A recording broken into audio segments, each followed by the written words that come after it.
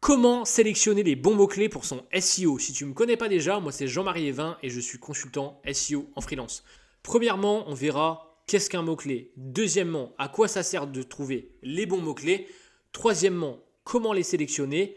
Quatrièmement, les erreurs qu'il faut absolument éviter. Et cinquièmement, comment suivre ses positions. Donc si tu veux tout savoir sur les mots-clés, reste bien jusqu'à la fin de cette vidéo.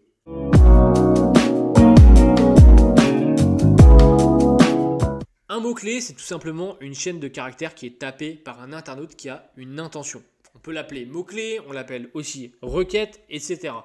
Imaginons que vous cherchiez des croquettes pour votre chat sur Google. Vous avez peut-être tapé croquette chat, croquette pour chat, etc., etc. Et donc, quand on est un possesseur de site, c'est hyper important de savoir quels mots-clés vont taper les gens qui sont intéressés par nos produits et services, justement pour qu'on fasse matcher notre site avec ces mots-clés-là. Je fais quand même un petit disclaimer sur le fait qu'on parle plus vraiment aujourd'hui de mots-clés, mais plutôt d'intention de recherche. Je donne un exemple. Si on prend le mot-clé assurance voiture et assurance auto, les résultats des pages de Google sont quasiment les mêmes. C'est-à-dire que Google fonctionne plus par quelle est l'intention derrière la recherche qu'il a fait et je vais lui donner justement le bon type de contenu. Ce qui veut aussi dire que quand on va analyser le nombre de recherches par mois sur chaque mot-clé, finalement, on prend un mot-clé principal, par exemple assurance voiture qui va être recherché 150 000 fois par mois, mais autour de ça, il va y avoir un ensemble de mots-clés. Assurance auto, assurance pour voiture, assurance pour telle voiture, etc., etc. Et donc, on va peut-être passer au début de 150 000 recherches par mois à un ensemble de mots-clés qui vont rassembler 300 000 recherches par mois.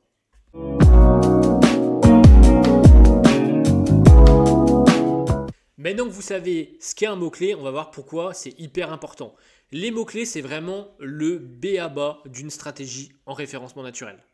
Cela va notamment vous permettre de cibler la bonne audience. Si vous savez que les gens qui recherchent vos produits et services tapent tel et tel mot-clé de manière précise, vous allez pouvoir justement pousser votre site sur ces mots-clés précis et pas entre guillemets y aller au doigt mouillé en vous disant je pense que mes potentiels clients tapent tel mot-clé, mais en fait ce sera peut-être tout simplement pas la réalité.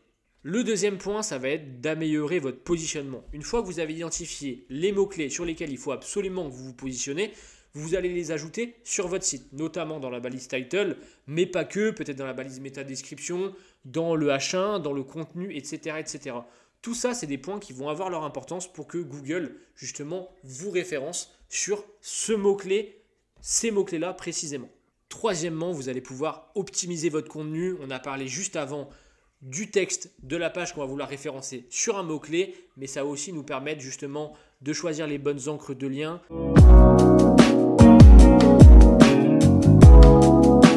Maintenant que vous savez pourquoi il faut que vous définissiez vos mots-clés et quel est l'intérêt justement de le faire, on va voir les méthodes qui vont permettre de dénicher les bons mots-clés pour votre site internet. Premièrement, on va utiliser la Google Search Console. Alors, la Google Search Console, qu'est-ce que c'est? C'est tout simplement un outil que Google met à disposition de manière gratuite pour monitorer les performances de votre site sur le moteur de recherche. On va avoir plusieurs informations, notamment le nombre de clics journaliers, le nombre d'impressions, mais aussi les mots-clés sur lesquels on se positionne.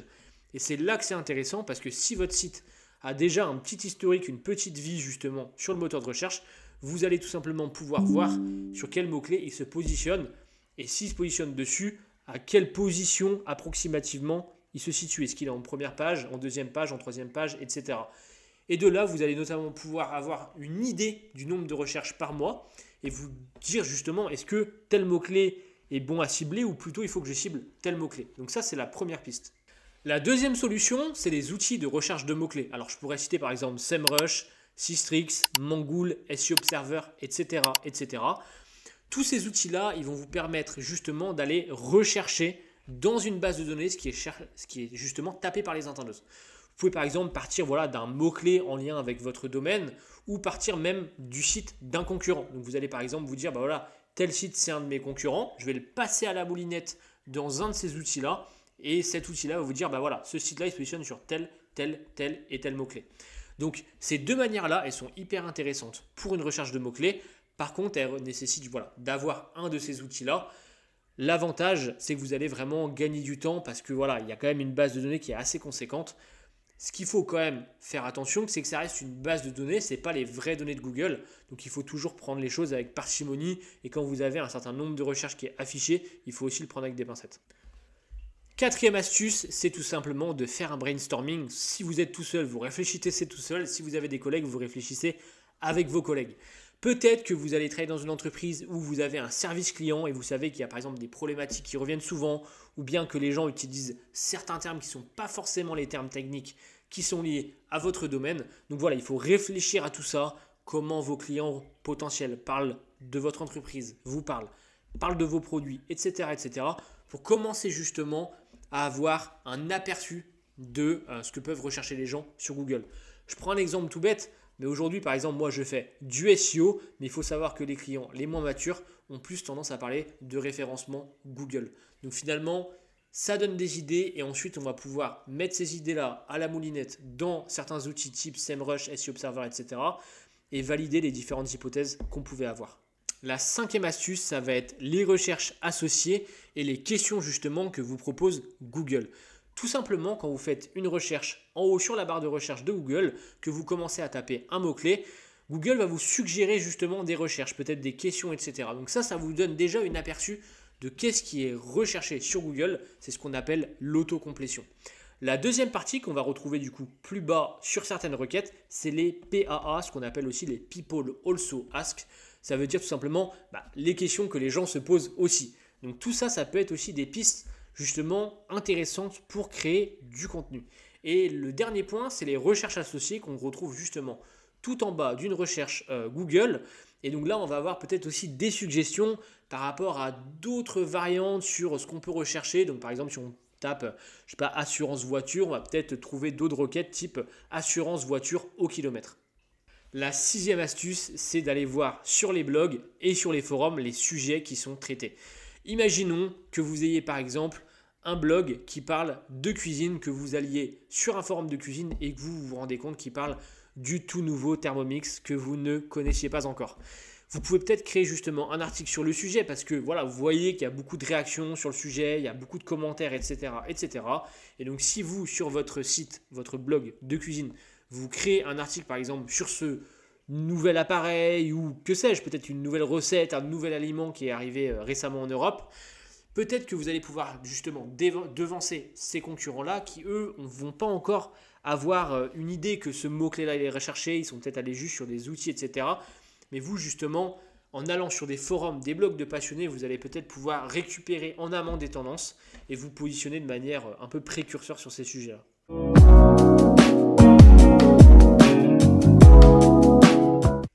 Maintenant qu'on sait tout ça, on sait comment aller chercher des mots-clés, pourquoi c'est important. On va parler des erreurs qu'il faut absolument éviter. Donc regarde bien cette partie parce que c'est vraiment du classico-classique. La première erreur, c'est de choisir uniquement les mots-clés les plus recherchés.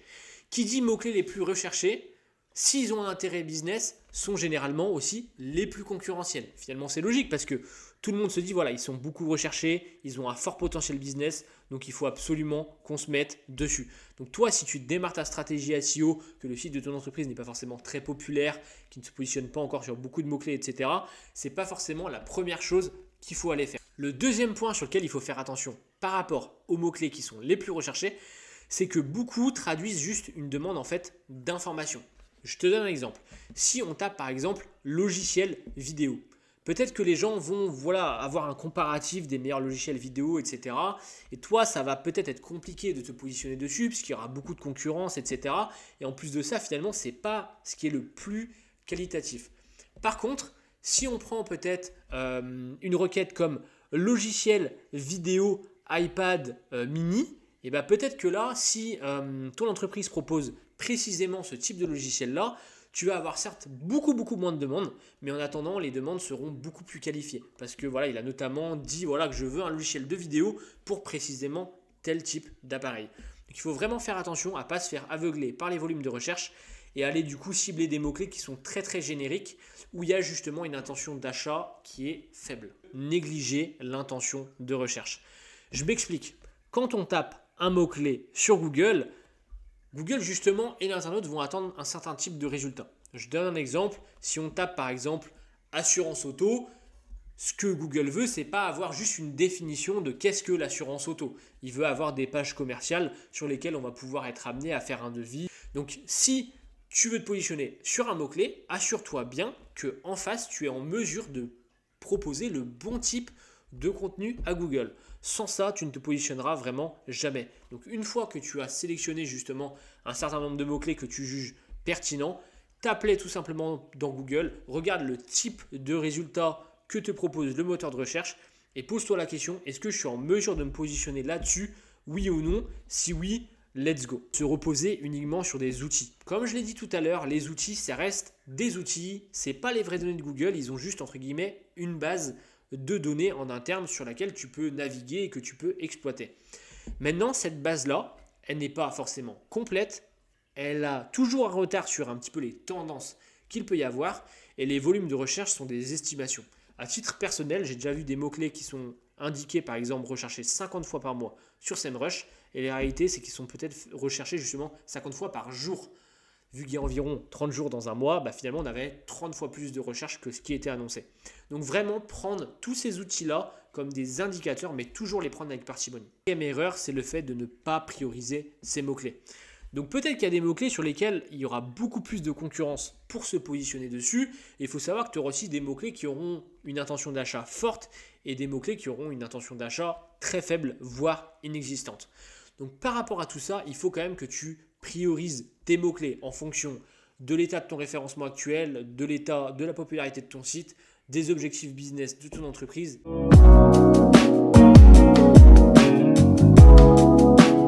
Maintenant que vous savez énormément de choses sur les mots-clés, on va regarder comment suivre les positions de son site sur ces mots-clés-là. Donc je vais vous donner 2 techniques totalement gratuites et après des techniques qui sont du coup payantes pour analyser vos positions. Donc premièrement, totalement gratuitement, la Google Search Console, ça va justement vous permettre d'avoir la position moyenne sur les différents mots-clés de votre site. Je trouve que ce n'est pas forcément très fiable parce que ça va se baser sur une période, ça va se baser par défaut sur plusieurs pays, etc., etc. Mais ça a le mérite d'être là et ça a le mérite aussi du coup d'être gratuit. Donc si vous n'avez pas besoin de trop de précision, ça peut être intéressant.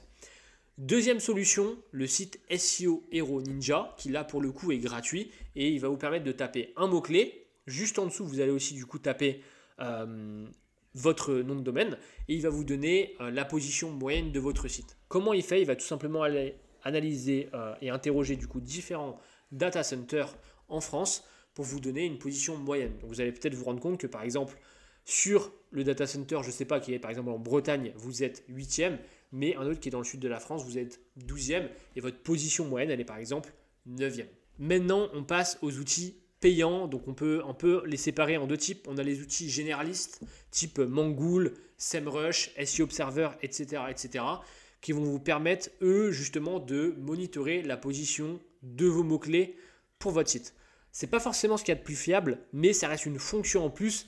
Et que voilà, si vous avez un certain nombre de mots-clés, que vous n'avez pas forcément énormément de budget, peut-être que monitorer du coup vos mots-clés avec un outil de ce type-là, c'est la meilleure solution. L'autre solution, ça va être les outils qui ne coûtent pas forcément très cher, mais ça reste toujours un coût en plus, qui sont spécialisés dans l'analyse de position. Je pense notamment à MonitorRank, qui va être beaucoup plus au fait, des différences, des changements qu'il peut y avoir. Ce type d'outils-là, ils sont tellement spécialisés sur le monitoring qu'ils vont vous avoir une réactivité plus élevée. Et ils vont aussi avoir justement des choses supplémentaires dans votre analyse de positionnement. Donc c'est un petit peu les 2 choses qu'on peut revoir. Voilà, je pense que maintenant vous savez tout sur le fait de choisir ces mots-clés en SEO. Sachez que je propose évidemment des prestations de référencement naturel, donc n'hésitez pas à me contacter via mon site internet ou directement via LinkedIn. N'hésitez pas aussi à commenter, à me dire vous, quelles sont justement vos méthodes préférées. Je rajouterai juste quelque chose, c'est que pour moi, un audit de mots-clés, il faut forcément le retravailler un petit peu au moins tous les ans ou peut-être même bien plus souvent si c'est des domaines qui évoluent très vite. Je pense notamment par exemple au CBD. Quand le CBD est sorti, on a eu un tas de dérivés de produits qui sont arrivés par rapport à ça. Donc un audit de mots-clés, ce n'est pas forcément figé dans le temps. C'est le dernier point que je rajouterai.